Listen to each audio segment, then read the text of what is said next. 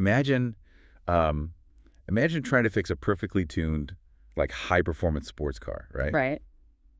And you're just kicking the tires. Right. You're kicking the tires and declaring the whole thing broken simply because, well, you don't know how to drive a manual transmission. Yeah, you're blaming the car. Exactly. You're blaming the car. And for decades, I mean, our traditional education system has essentially been doing exactly that, just kicking the tires of Black students. Which is incredibly frustrating to watch, I mean, from an analytical standpoint. It is, because the system looks at a student who, maybe doesn't fit this highly specific, very rigid, standardized mold, and it immediately points a finger and says, there's a problem here that needs to be fixed. But what if, and this is the big question, what if the machine isn't broken at all? Right. What if it's actually incredibly powerful and we just need to, change our driving strategy to unlock what it can actually do? It completely flips the narrative, because when you stop blaming the car, you suddenly realize the driver, which in this case is the educational system itself, is what actually needs the overhaul. Spot on. So, welcome to our deep dive. Today we are exploring a really fascinating working document. It's dated April 29, 2026, and it's titled The Educational Vision of Dr. ADORA, OBI, and NWEZE. And it is a dense but incredibly rewarding read. It really is. The mission of this deep dive today is to unpack this holistic, best practice academic model that the document lays out. It's a model specifically designed for Black student achievement. Yeah, and whether you are a parent listening to this or a lifelong learner or honestly just someone interested in how human potential is ultimately unlocked, this matters to you. It really does, Yeah. because this model, it just completely shatters the idea that education has to be this one-size-fits-all factory.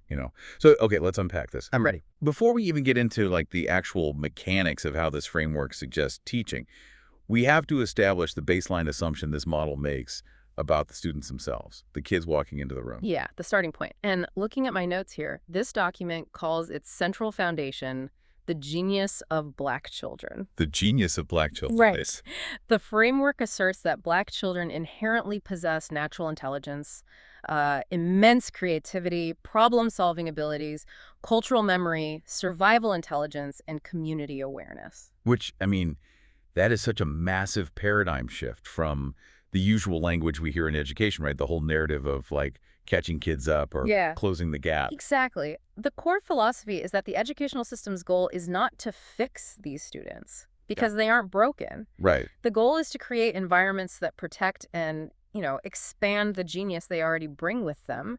And to do that, the document outlines 4 massive shifts that are absolutely required in education. Okay, lay them on me. So first, moving from deficit thinking to asset-based thinking. Second, moving from just remediation to actual genius development. I love that phrase, genius development. It's powerful.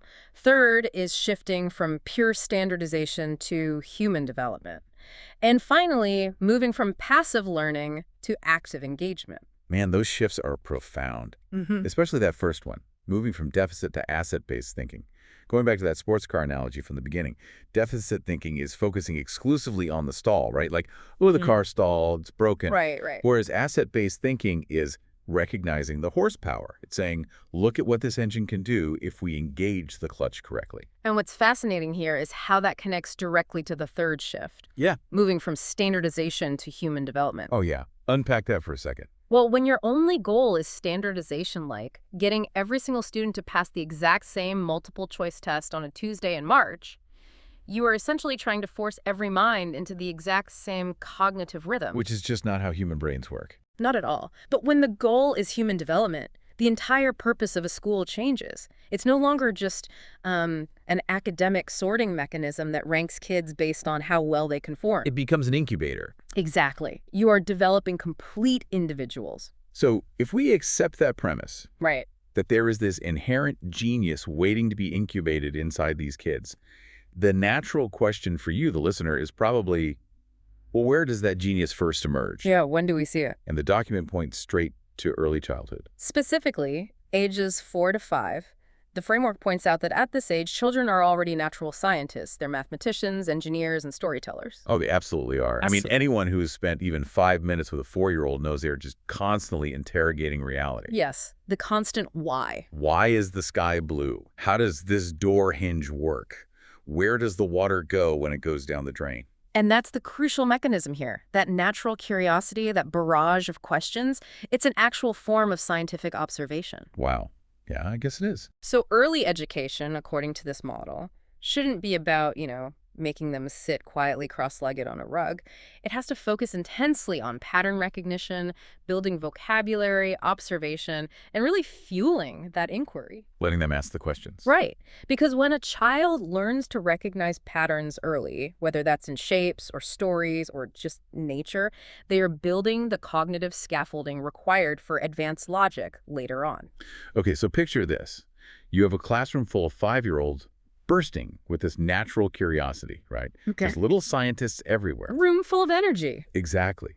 And if you have a single teacher standing at a whiteboard trying to force passive learning onto that group, that teacher is going to become a severe bottleneck. Absolutely. And the framework actually solves this by creating what it calls a bridge, right? A bridge to incredibly diverse teaching and learning strategies. That's theme 2, yes. It explicitly says that effective teaching has to address multiple intelligences, diverse cultural experiences, and different developmental levels all at the same time. Which, honestly, is where the entire system usually breaks down, right? Right. And hold on, because I see the vision here, but let's just look at the math for a second. Okay, let's look at it. One teacher, 30 kids, catering to multiple intelligences, different cultural backgrounds, and varying developmental reading levels simultaneously. It sounds like a lot. If I'm a teacher, I'm already exhausted just hearing that sentence. Like, how does this model prevent the teacher from just completely burning out by Tuesday? How is that remotely sustainable in a real classroom? It's a completely valid concern. I mean, if we're looking at it through the lens of a traditional teacher-centered classroom where the adult is the sole distributor of knowledge, yeah, it's impossible. Right. But I've highlighted the section on strategy specifically because it completely redefines the teacher's role.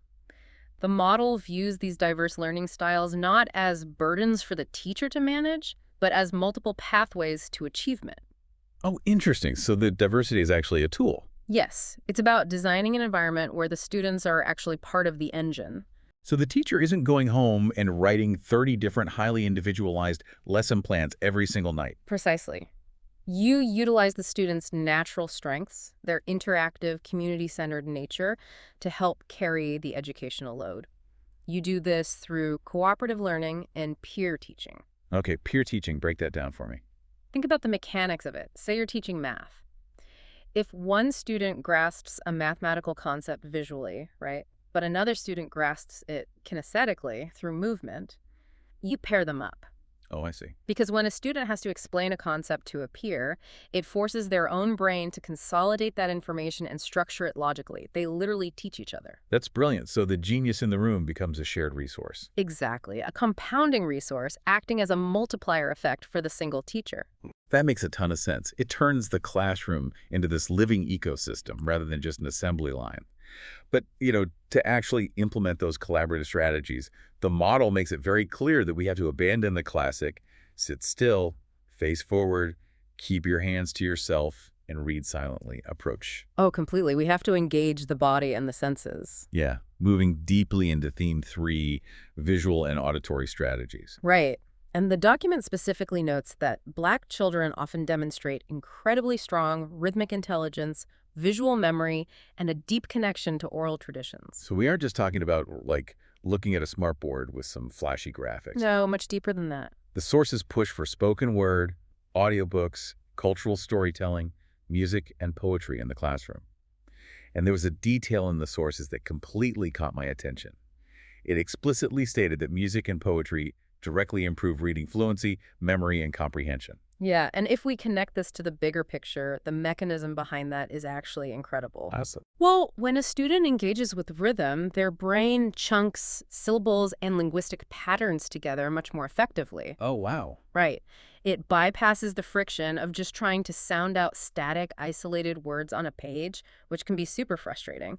Rhythm provides this sort of auditory hack for phonemic awareness. So it's not just an artsy break from the real work. Not at all. It is deeply rigorous cognitive training.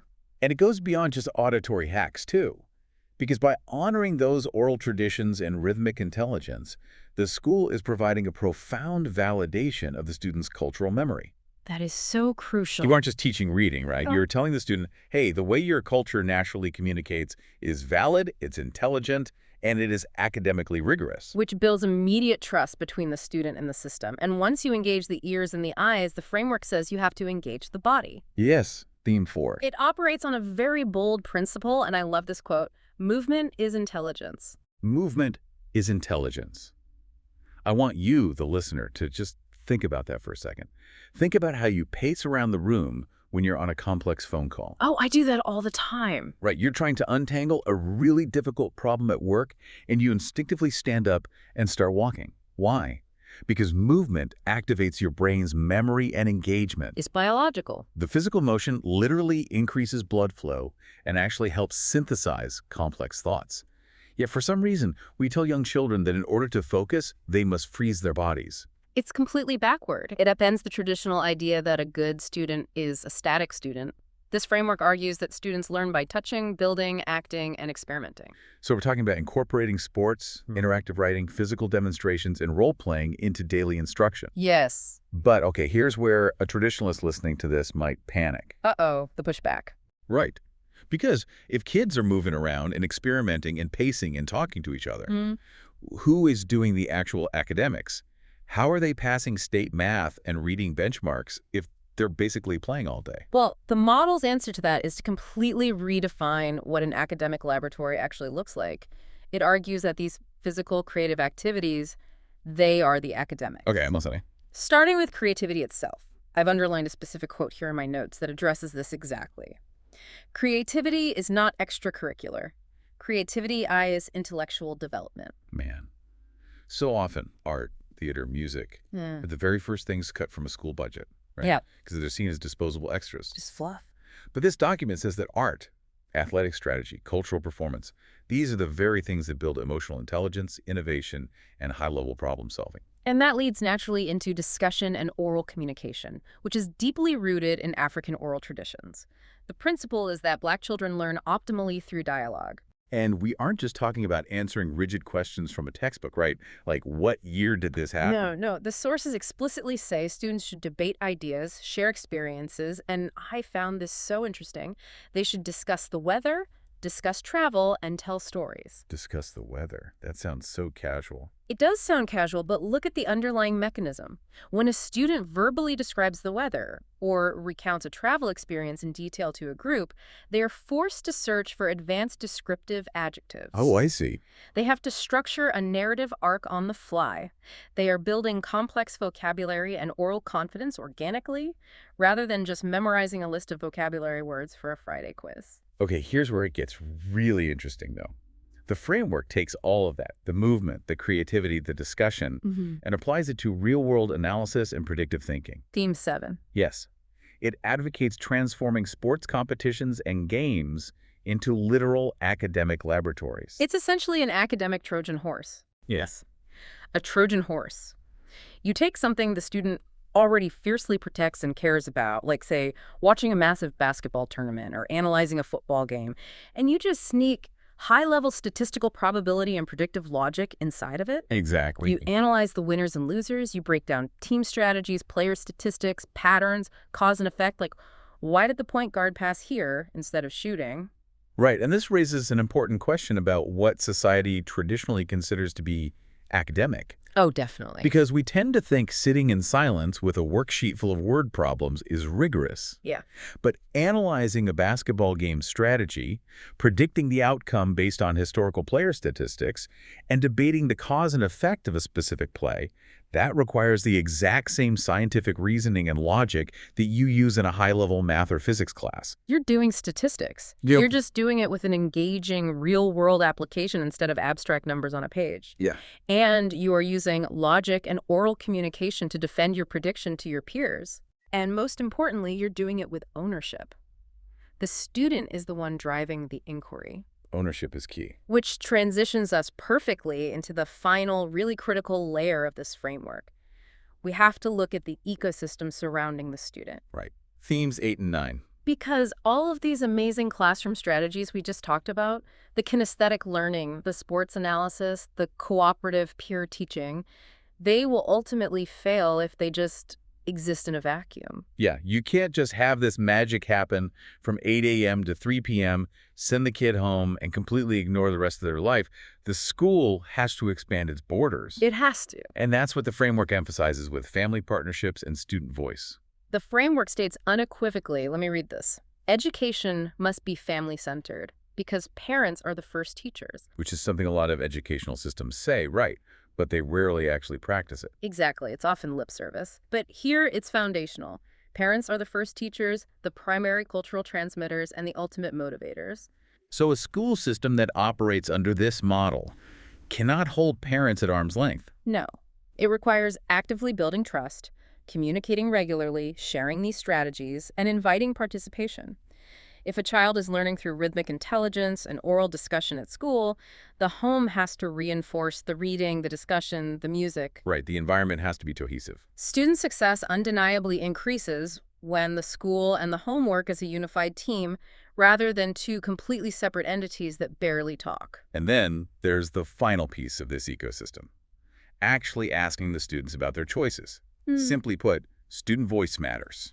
I drew a huge circle around this in my notes. It seems incredibly simple, but it is revolutionary in practice. Oh, completely. The document insists that students must be explicitly asked what interests them, what careers do they want, what books do they actually enjoy reading, how do they learn best. I really want you, the listener, to think about that dynamic for a moment.